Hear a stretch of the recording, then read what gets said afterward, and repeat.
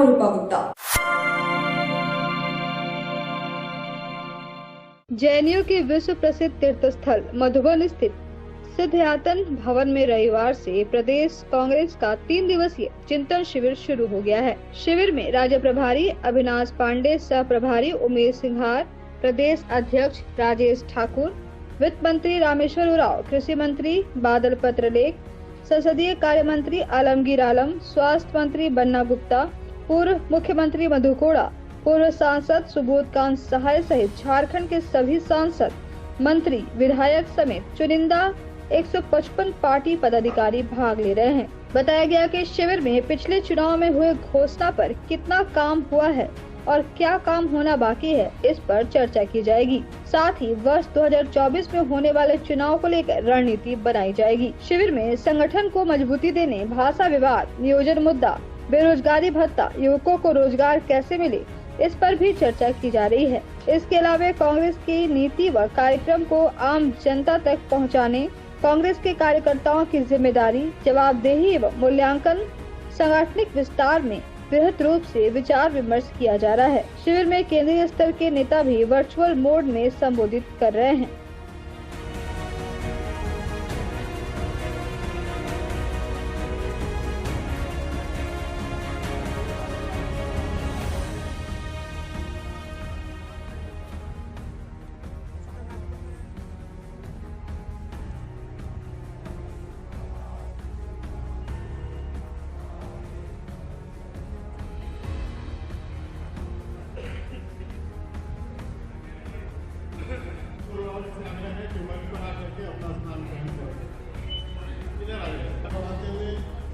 प्रदेश अध्यक्ष राजेश ठाकुर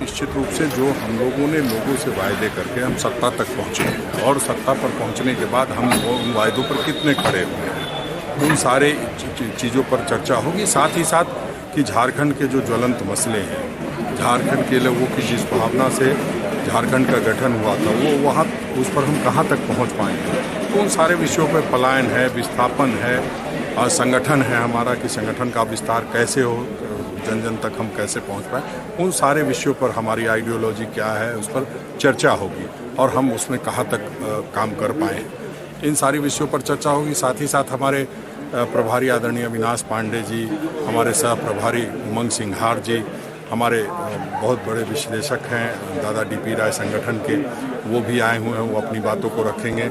वर्चुअल के माध्यम से हम लोग आदरणीय केसी वेणुगोपाल जी से जुड़ेंगे, साथ ही साथ जयराम रमेश जी हम लोग को संबोधित करेंगे। तो इन सारे विषयों पर और कल परिचर्चा होगी, उस पर डिस्कशन होगा। देखिए, हमारे जो प्रभारी महोदय हैं एक अच्छा प्रयास उन्होंने किया है और कांग्रेस पार्टी को कैसे और हम लोग मजबूत करें।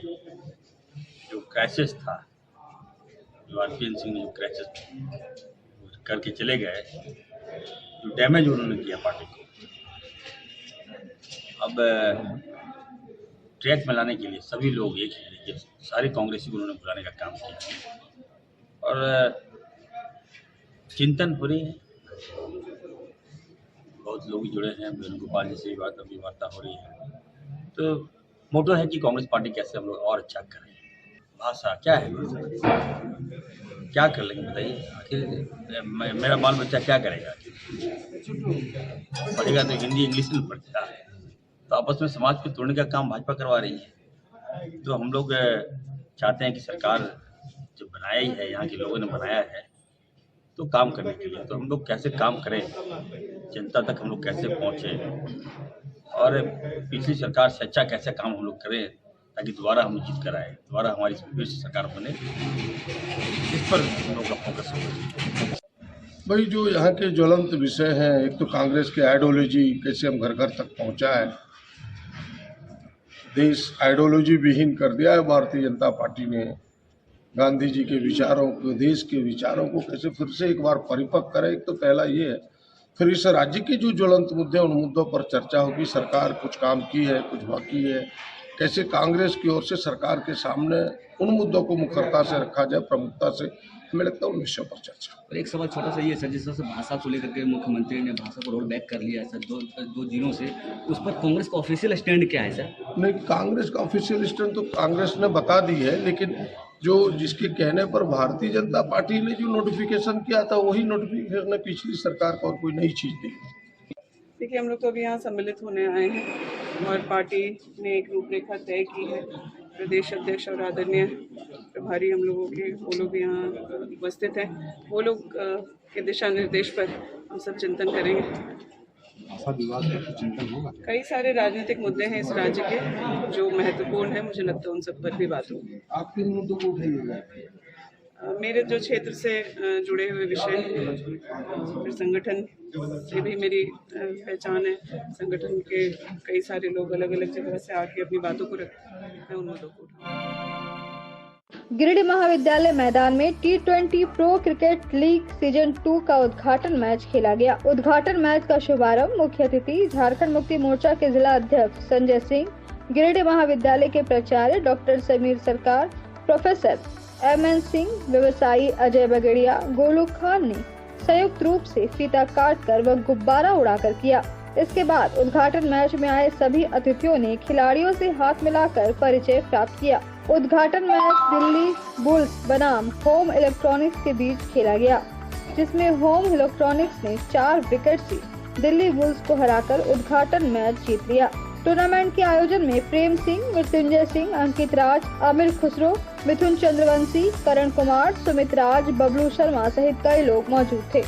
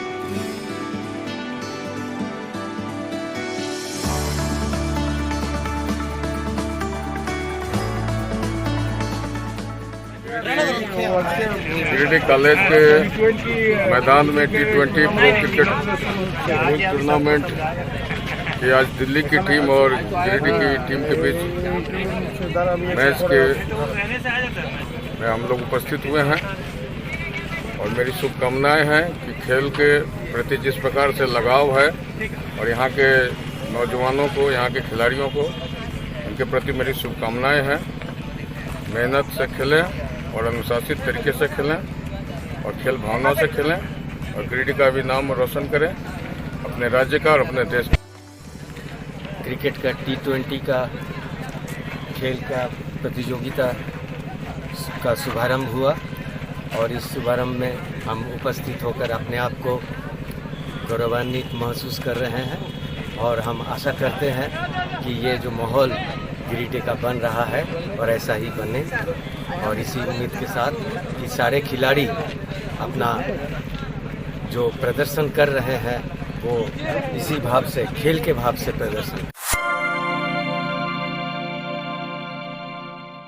गिरिडीह महाविद्यालय के आदिवासी छात्रावास के प्रांगण में रविवार को आदिवासी छात्र संघ झारखंड जिला गिरिडीह का 21 सदस्य कमेटी का पुनर्गठन किया गया। पुनर्गठन कार्यक्रम में केंद्रीय अध्यक्ष सुशील उरांव, बोकारो जिला अध्यक्ष प्रमोद मुर्मू, जिले के अंतर्गत विभिन्न महाविद्यालयों के छात्र एवं छात्राएं व पास पड़ोस के अभिभावक एवं बुद्धिजीवी कार्यक्रम में शामिल हुए। कार्यक्रम को शांतिपूर्ण सफल करने में विभिन्न छात्रावास एवं छात्रावास के नायक नायिकाओं ने निष्ठा पूर्वक अपने अपने योगदान दिया। इस कार्यक्रम की अध्यक्षता एवं मंच का संचालन केंद्रीय संगठन सचिव प्रवीण कुमार मुर्मू ने किया।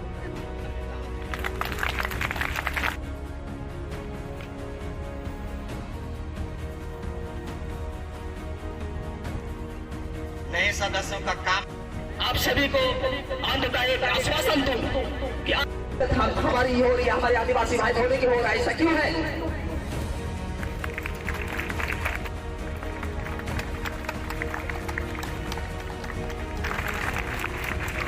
बहुत ही कठिन है, इसमें हर चीज को त्यागना पड़ता है। हमारे बहुत से आज का कार्यक्रम सबसे पहला मकसद है गिरिडीह जिला में आदिवासी छात्र संघ का पुनर्गठन के साथ ही हम छात्रों को वो जोश भरना चाहते हैं। अभी जितने भी छात्र कॉलेज में पढ़ रहे हैं, हॉस्टल में रह रहे हैं, उनका स्थिति और परिस्थिति के बारे में हम अवगत कराएंगे और उसमें हम जोश भरने का प्रयास करेंगे। सभी का एक उम्मीद है, परिवार को उम्मीद है, सभी स्टूडेंट को उम्मीद है और अभी झारखंड सरकार के बीच में वैकेंसी नगण्य है और हमारे ST/SC OBC के लिए 2 लाख से एभव बैकलॉग की नियुक्ति भरी पड़ी है और इसको सरकार कुंडली मरी हुई है। इस पे हम फोकस कर रहे हैं। सबसे पहले हम छात्रों को रोजगार की ओर अग्रसर करने का प्रयास कर रहे हैं और सरकार बिना आंदोलन की ये सब वैकेंसी निकालने वाली नहीं है और जो नई वैकेंसी है उसमें स्थानीय नीति, नियोजन नीति इसको हमेशा बहाना बना रही है और ये बैकलॉग की नियुक्ति है, उसके लिए कोई नियोजन नीति या तो स्थानीय नीति परिभाषित करने की ज़रूरत नहीं है। यो मेरे ST/SC OBC का जो बाकी वाला वैकेंसी है उसको सरकार के लिए निकालने के लिए कोई ज़रूरत नहीं कि हमको स्थानीय नीति की ज़रूरत हो। फिर भी इसे हमारे जैसे नौजवान छात्रों की उम्र सीमा को पार करने के पीछे लगी हुई है। तो आज के इस अंक में बस इतना ही। हम फिर मिलेंगे अगले अंक में कुछ और खबरों को लेकर। तब तक ये दीजिए हमारी पूरी